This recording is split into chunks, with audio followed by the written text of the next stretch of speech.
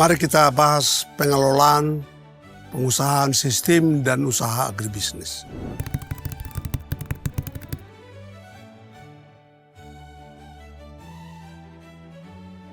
Dalam banyak hal, ada beberapa karakteristik dari agribisnis yang berimplikasi pada pengusahaan usaha agribisnis. Pertama, usaha agribisnis mengelola tanaman, hewan, makhluk hidup, dan produk organik.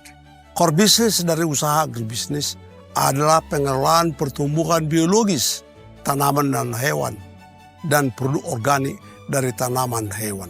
Karena itu kinerja usaha agribisnis on-farm sangat tergantung pada kualitas benih, pupuk tepat, jumlah mutu, tempat, dan waktu yang dihasilkan subsistem agribisnis hulu. Selain itu, kinerja usaha agribisnis on-farm juga sangat tergantung pada kesiapan subsistem agribisnis hilir menampung hasil dari on-farm agribisnis. Kedua, karakteristik produk agribisnis adalah mudah rusak atau perishable dan voluminous atau bulky. Karakteristik perishable yang demikian membuat ketergantungan dan kepastian yang tinggi antar mata rantai agribisnis. Bibit ayam, day old chicken, yang dihasilkan industri pembibitan di hulu hanya dapat bertahan 24 jam jika tidak akan mati, sehingga membutuhkan kepastian dan kesiapan pemeliharaan pada usaha on-farm. Demikian juga tandan buah segar atau TBS, hasil kebun sawit, hanya bertahan 24 jam agar tidak menurun mutunya, sehingga harus segera diolah pada CPO mill. Hal yang kurang lebih sama juga pada komoditi susu, daging, bunga, dan sayur-sayuran yang memerlukan suatu keputusan antara upstream, on-farm, dan downstream. Ketiga, atribut produk akhir akumulasi dari atribut setiap mata rantai hulu hilir. Atribut produk akhir agribisnis, misalnya kandungan nutrisi, sustainability, traceability, dan lain-lain, merupakan akumulasi keputusan mulai dari mata rantai agribisnis yang paling hulu hingga paling hilir. Hal ini hanya mungkin jika hulu hilir berada pada satu keputusan manajerial. Dengan ketiga karakteristik bisnis agribisnis yang demikian, membutuhkan pengelolaan dan pengusahaan agribisnis terintegrasi atau terkoordinasi dari hulu hilir secara vertikal.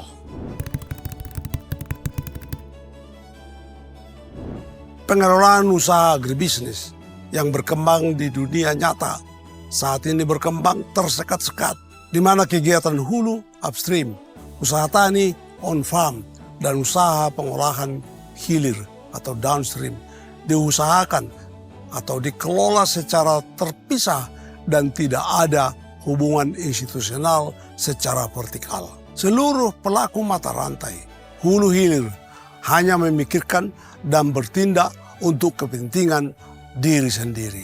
Industri perbenihan dan industri pupuk berpikir dan bertindak untuk kepentingan sendiri tanpa mempertimbangkan kepentingan on-farm.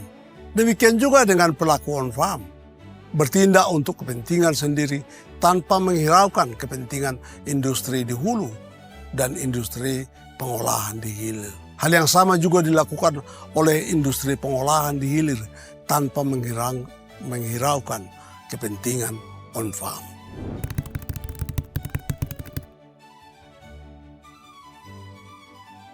Mengikuti pengusahaan agribisnis yang ada, asosiasi pelaku usaha juga bersifat horizontal dan berjalan sendiri-sendiri. Pada hulu agribisnis, ada asosiasi perbenihan, asosiasi pupuk, asosiasi industri pakan, asosiasi pestisida. Lalu pada level on-farm, ada asosiasi pengusaha kelapa sawit, asosiasi karet, asosiasi kakao, asosiasi peternak. Sedangkan di hilir ada asosiasi minyak sawit, asosiasi biodiesel, asosiasi pengolahan susu, asosiasi penggilingan padi, asosiasi pengolahan ikan, asosiasi pulp dan kertas, dan seterusnya. Asosiasi tersebut yang anggotanya hanya perusahaan sejenis sering berperilaku kartel. Sehingga yang terjadi adalah misalnya pada agribisnis sawit, asosiasi pupuk berhadapan dengan asosiasi pengusaha sawit. Asosiasi pengusaha sawit berhadapan dengan asosiasi pengolahan minyak sawit. Persaingan secara vertikal tersebut merugikan semua termasuk konsumen.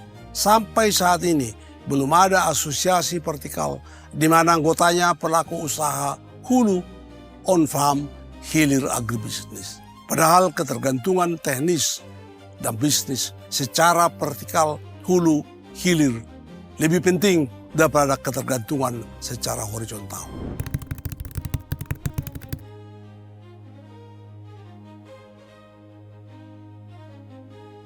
Perilaku masing-masing pelaku agribisnis pada pola tersekat-sekat dispersal yang demikian akan merugikan masyarakat konsumen akhir dan agribisnis secara keseluruhan. Pola dispersal menimbulkan masalah transmisi, pass-through problem, dan masalah marginalisasi ganda, double marginalization, sebagai berikut. Pertama, transmisi harga terjadi tidak simetris atau asymmetric price transmission.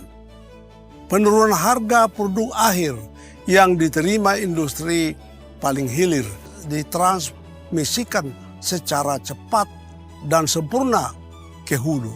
Penurunan harga produk akhir agribisnis dunia dengan cepat dan sempurna ditransmisikan ke hilir, ke penurunan harga komoditas primer pada level on-farm. Sebaliknya, kalau kenaikan harga produk akhir agribisnis ditransmisikan secara lambat dan tidak sempurna pada kenaikan harga komoditas primer hasil pada level on-farm. Kedua, terjadi masalah marginalisasi ganda atau double marginalization.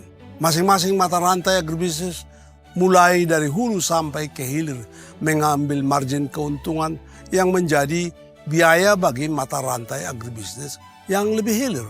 Sehingga harga jual atau harga pokok produk akhir menjadi mahal dengan volume yang lebih sedikit.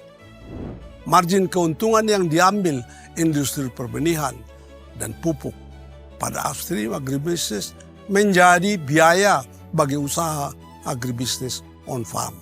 Selanjutnya biaya produksi yang dikeluarkan dan margin keuntungan yang diambil oleh pelaku on-farm menjadi biaya bagi pelaku agribisnis hilir.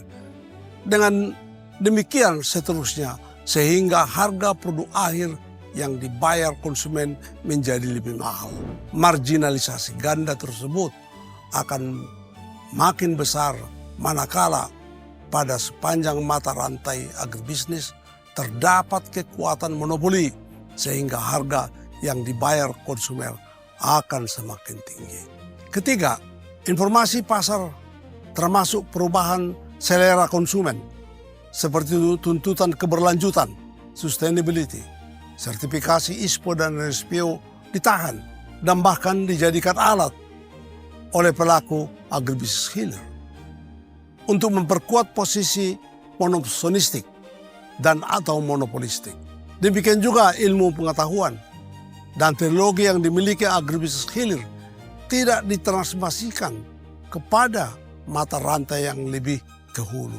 Keempat, modal investasi yang relatif banyak dinikmati industri hilir tidak disalurkan dengan baik ke hulu dan bahkan cenderung digunakan untuk mengeksploitasi industri-industri yang lebih ke hulu. Dengan kata lain, pola dispersal tersebut akan membuat agribisnis secara keseluruhan menjadi tidak stabil, tidak berkelanjutan, disinsentif untuk berinovasi, berkembang secara dualistik, hilir besar, hulu kecil, dan tradisional. Yang muaranya adalah merugikan agribisnis secara keseluruhan, termasuk merugikan konsumen baik dalam jangka pendek maupun jangka panjang.